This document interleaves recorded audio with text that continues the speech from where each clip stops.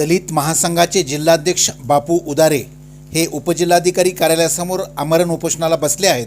त्यांच्या मागण्या आहेत, ब्लास्टिंगमुळे दोन्ही तलावास तडे जाऊन फुटण्याची शक्यता आहे, जनावरांसाठी पाणी राहणार नाही, खडी केंद्राला परवानगी दिली कशी, खडी केंद्रामुळे शेतकऱ्यांचे नुकसान होत आहे, ब्लास्टिंगची परवानगी नसताना परवानगी दिली कोणी, देवकर खडी केंद्राचे सर्व परवाने बोगस असून चौकशी करावी, 4 महिन्यापासून पाठपुरावा करूनही अंबाजोगाईचे तहसीलदार यांना पाठीशी घालत असल्याने कार्यवाही झाल्याशिवाय आपण उठणार नसल्याचा उपोषणकर्ते बापू उदारे यांनी स्पष्ट केले आहे।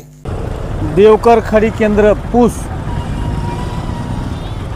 हे अनाधिकृत खडी केंद्राला परवाना भेटलेला आहे।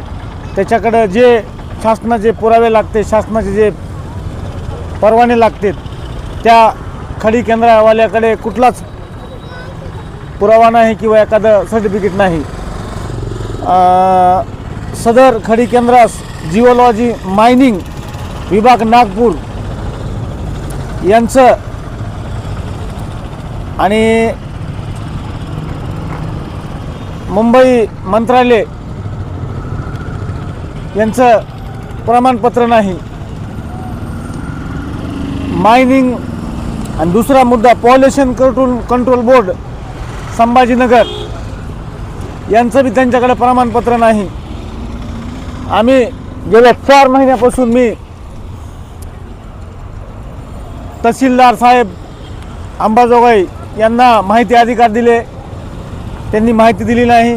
निवेदन दिले, कलेक्टर साहेबांना निवेदन दिलं, तहसीलदारांना दिलं, डिप्टी कलेक्टर साहेबांना निवेदन दिलं।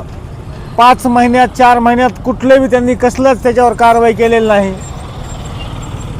माहिती अधिकार देऊन बघितला, माहिती अधिकार दिला, अपील केला, तरी त्यांची कसलीच मानसिकता नाही की एखादं पत्र मला माहिती द्यावी म्हणून। त्या अनुषंगाने मी आज डिप्टी कलेक्टर ऑफिस अंबाजोगाई इथे आमरण उपोषणाला बसलो आहे। माझ्या मागण्या आहेत, देवकर खडी केंद्र पूस,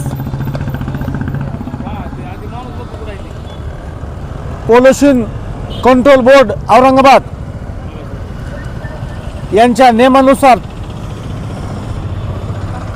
तलावाच्या जवळ लागून 1 किलोमीटर अंतरावर ब्लास्टिंगची परवाना देता येत नाही। नॅशनल हायवेपासून 1 किलोमीटर अंतरावर खडी केंद्राचा परवाना देता येत नाही। तसं न करता त्याची जिथं खदान आहे त्या खदानाला खिटून तळ्याची पाळू आहे, कमीत कमी एक 10 फूट अंतर असेल, 10 ते 20 फूट तिथं खदान आहे। ते खदान कमीत कमी आज 100-200 फूट खदान आहे आणि त्याला खिटून तळ्याची पाळू आहे। दोन्ही साईडनं त्या खडी केंद्राच्या मोठमोठे तळे आहेत। शासनाने लाखो रुपये, कोटी रुपये खर्चून ते तळे तयार केलेत। शेतकऱ्याला किंवा जनावराला पिण्याचा पाण्याचा प्रश्न आणि हे खडी केंद्रामुळं, त्या मायनिंगमुळं ते उद्या तळे फुटण्याची शक्यता आहे आणि ज्या जवळच्या तळ्याला तडा गेलेला आहे तो पाणी सतत खाली झिरपतं। ह्याला जबाबदार कोण? आणि आसपासचे जे शेतकरी आहेत, 100-200 एकरची जमीन तिथं नापीक होती, त्याला जबाबदार कोण? असा आम्ही तहसीलदार साहेबांना प्रश्न केला, पण या सगळ्याच्या विषयात मी अभ्यास केला असता माझ्या लक्षात आलं, मुळात तहसीलदार साहेब हे त्यांना पाठीशी घालतात।